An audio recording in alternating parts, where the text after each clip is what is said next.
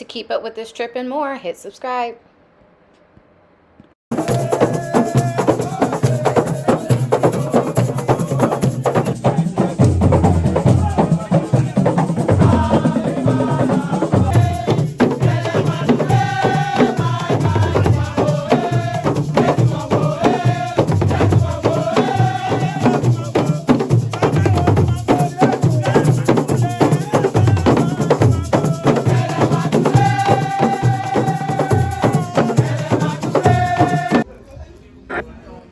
For lunch, we had chibojin, which is the Senegalese traditional dish, but we had a communal style, which means one big bowl and everybody eats out of the same bowl.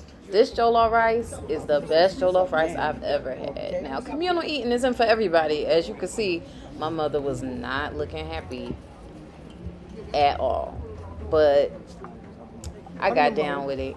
It was good. I like that green sauce.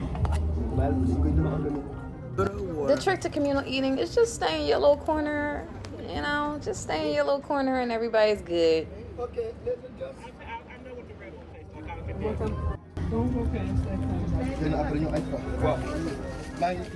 we went to meet the chef at her kitchen and just got to see where they made all this food at in this tiny kitchen. I was so shocked, but it was great to meet her. What are you, Jollof?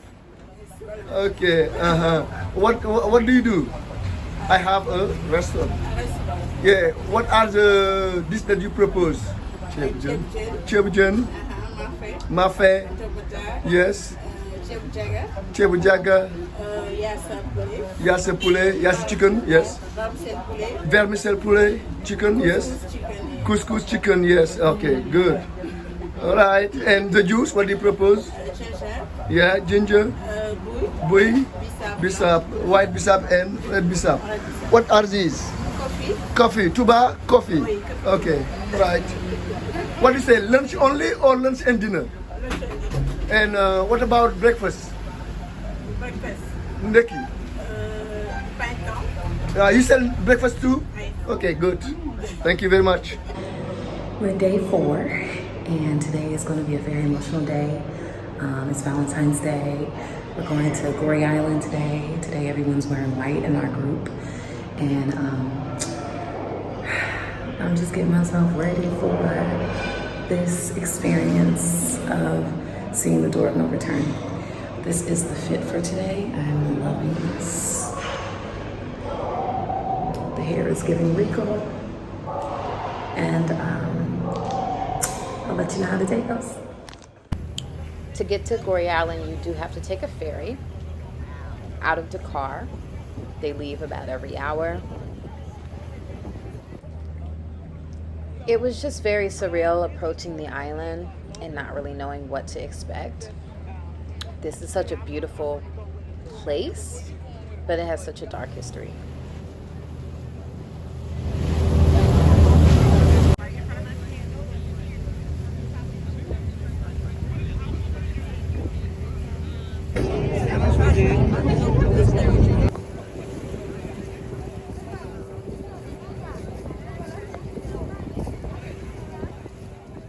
Everyone on the island is super friendly, but keep in mind, they're likely trying to sell you something.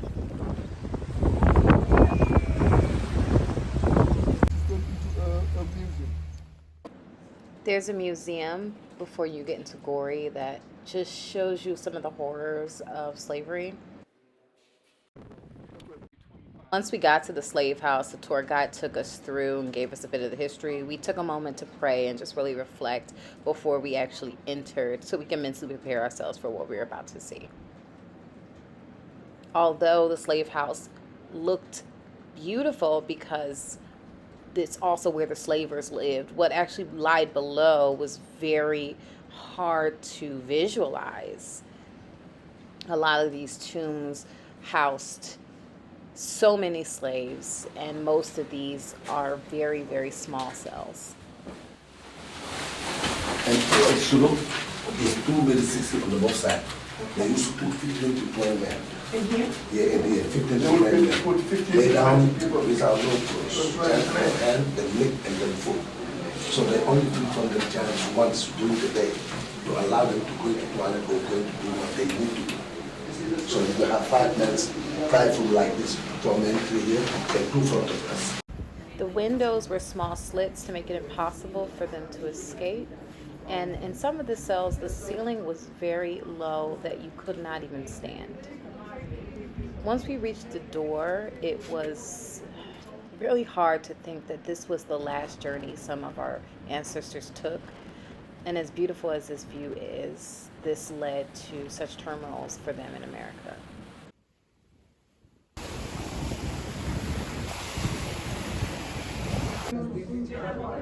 I was overwhelmed by this whole experience.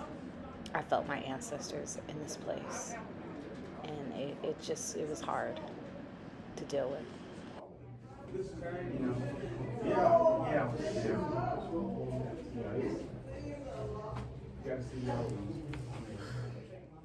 Once you leave the slave house, you get to see some of the beauty that is Goree Island. We had a wonderful buffet style lunch and did some shopping.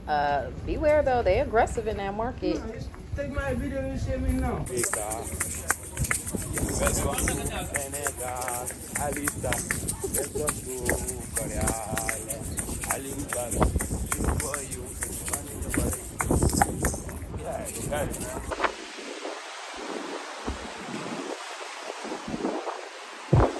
I saw some of the most beautiful art here at Goree, and I definitely bought home a few pieces. This was one of my favorite galleries that we visited, and he actually makes most of the art here, right there in front of you. And then just hung out at the beach for a while, and you need to decompress after that day. It was a heavy day, but it was a much needed day.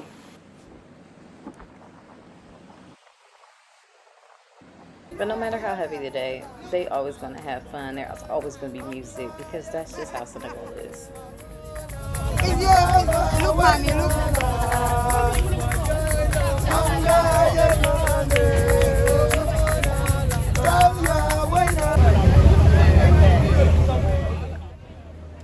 We left Goree Island and then headed back to Dakar. We had to make a stop to see some more art at another local gallery where we visited an exhibition of a young artist native to Senegal, and his art was strikingly beautiful. It was great to hear his perspective on why he does what he does. A flag right here. It's like a flag in our church animist, the animist voodoo, our culture. Okay. Yeah. They use that color, that three color, like their flag. Stay tuned for part 2, which we will be finally leaving Dakar and going to another part of Senegal. We're going to be visiting Toubacouta and Sali, and I want to show you the beachy side as well.